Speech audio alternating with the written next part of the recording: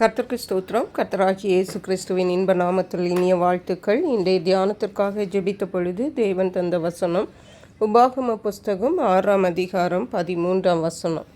உன் தேவனாகிய கர்த்தருக்கு பயந்து அவருக்கே ஆராதனை செய்து அவருடைய நாமத்தை கொண்டே ஆணையிடுவாயாக. நம்முடைய கர்த்தராகிய இயேசு கிறிஸ்து ஆராதனைக்குரியவர். நாம் தேவனை ஆராதிக்கிறதற்காகவே சிருஷ்டிக்கப்பட்டிருக்கிறோம். நாம் ஏன் கர்த்தரை ஆராதிக்க வேண்டுமென்றால் அவர் நம்முடைய சிருஷ்டி கர்த்தராக இருக்கிறார். உலகமும் உலகத்தில் உள்ள எல்லாவற்றையும் சிருஷ்டித்தவரும் அவரே.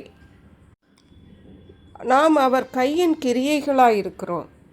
ஆகவே நாம் அவரை ஆராதிக்க கடமைப்பட்டிருக்கிறோம். ஆனால் நாம் தேவனை ஆராதிப்பதில் மிக கவனமாக சில காரியங்களை நாம் கடைபிடிக்க வேண்டும். அதில் ஒன்று, நாம் ஆராதிக்கிறது நம்முடைய கர்த்தராகிய இயேசு கிறிஸ்துவை மட்டும்தான் ஆராதிக்க வேண்டும். ஏனென்றால் அவர்தான் உண்மையான தேவன். அவர்தான் நம்மை படைத்தவர். அவர்தான் நம்மை ரட்சித்தவர். அவர்தான் நமக்கு வாக்கு பண்ணி இம்மையிலும் மறுமையிலும் ஆசீர்வாதங்களை தருவேன் என்று சொல்லியிருக்கிறவர். நமக்காக ஜீவனை தந்தவரும் அவரே. ஆனால் சில அநேக தேவர்களை வைத்து அதில் ஒன்று இயேசுவை வைத்து வழிபடுவார்கள். அது தேவனுக்கு பிரியமில்லாதது. கர்த்தராகிய இஸ்ரவேல் ஜனங்களுக்கு தேவன் கொடுத்த கட்டளைகளில் ஒன்று தான் இது.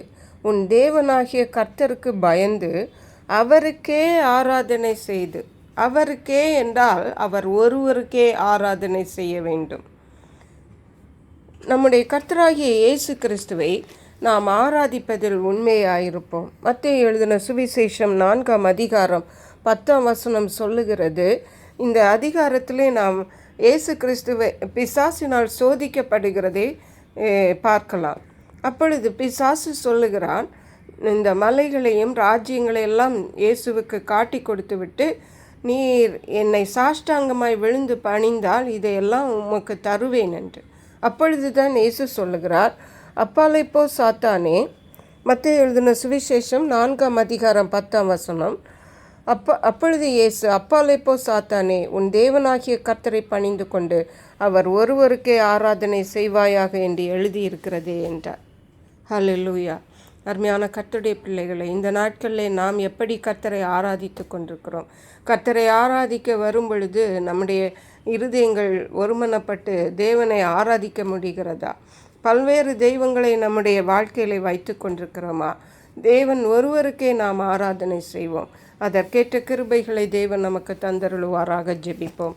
எங்களை கிருபை நேசித்து பாதுகாத்து வழி நடத்துகிற எங்கள் அன்பின் தகப்பனே, ஆசீர்வதிக்கப்பட்ட இந்த நல்ல நாளுக்காக நன்றி. இந்த ஓய்வு நாளை நீர் எங்களுக்கு தந்தபடியால் நன்றி. தேவனுக்கு பிரியமான ஆராதனை செய்ய தேவரீர் இயேசு கிறிஸ்துவாகிய எங்கள் தேவனாகிய உமக்கு ஒருவருக்கே நாங்கள் ஆராதனை செய்து உமக்கு பயந்து வாழ உமக்கு பிரியமாயிருக்க கர்த்தர் கிருபை செய்வீராக. நன்றி பரிசுத்த ஆவியானவரே.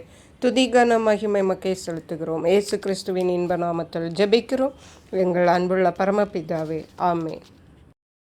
இயேசு கிறிஸ்துவின் சுவிசேஷம் ஒவ்வொருவரையும் சென்றடையும்படியாக இந்த செய்தியை உங்கள் நண்பர்களுக்கு அனுப்பி வைக்குமாறு தாழ்மையுடன் கேட்டுக்கொள்ளுகிறேன்.